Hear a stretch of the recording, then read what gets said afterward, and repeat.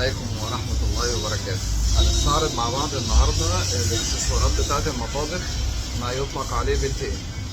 البيلت ان بالنسبة للمقابض فيه نوعين أو فيه 3 أنواع. هنقول النوع الأول الكبس، وبعد كده الدفن. الدفن ده فيه منه نوعين، في منه حاجات بتتجاب معدن وليها اكسسوار، وفي منه بيبقى خشب بيتعمل زي علبة من نفس لون الجرف او البودي بتاع المطبخ، وتتلزق الحرف في منه ال وفي منه يو، زيه زي المعدن بالظبط. طب هنستعرض مع بعض الحاجات ديت. من ضمنهم برضو حاجة الوزر اللي هو بيركب تحت في المطبخ. نقول بسم الله الرحمن الرحيم.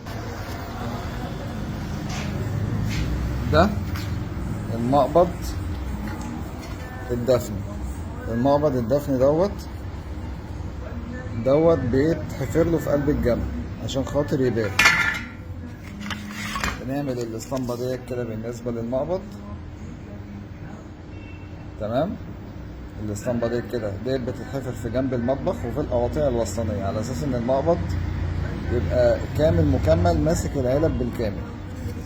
ودوت اللي هو المقبض بتاع الدرج اللي هو حرف اليو، دوت برضو اللي هو بيبقى ما بين الادراج، تمام.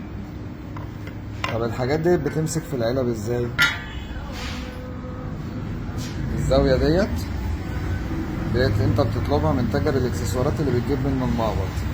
هتبيت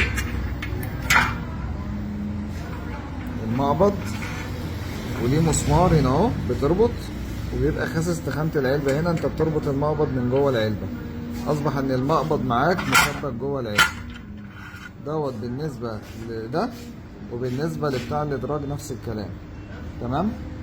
طب دلوقتي البلت ان الكبس ادي المقبض وبيبات في تخانة الكونتر كده، تمام. دوت بيتلزق بسيليكون عظم، تمام. المقبض دوت اهو هنخلعه من قطعة الكونتر اهو.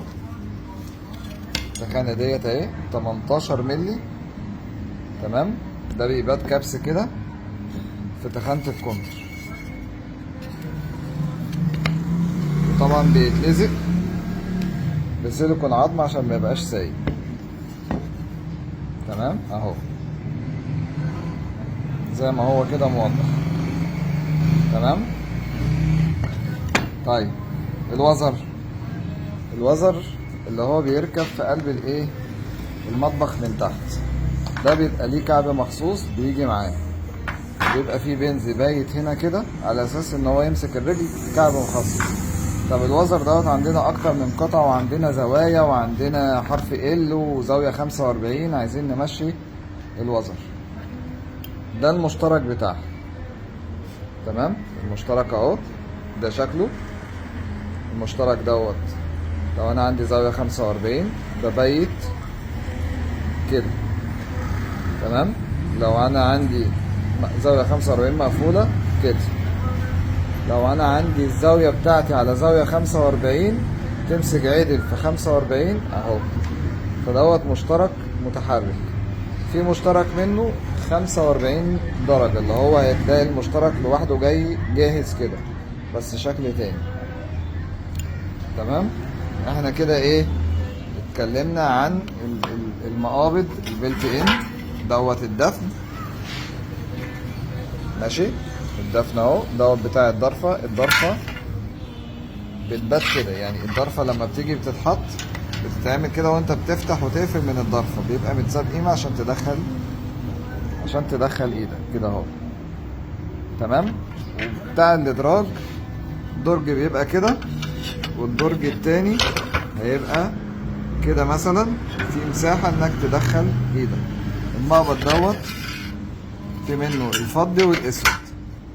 طب دلوقتي العميل عايز يدهنه بلون الظرف، هتاخد العيدان بتاعتك توديها عند الفرن بتاع الألمونتال، وتاخد الكود بتاعك اللي انت عايز تدهن منه، وتختار اقرب درجة على اساس انك تلون المقبض كلون مثلا ذهبي، لون بيج، لون اوف وايت، اللون اللي هو العميل هيطلبه ومناسب.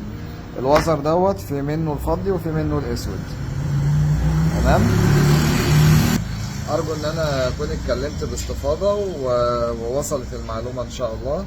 والسلام عليكم ورحمة الله وبركاته.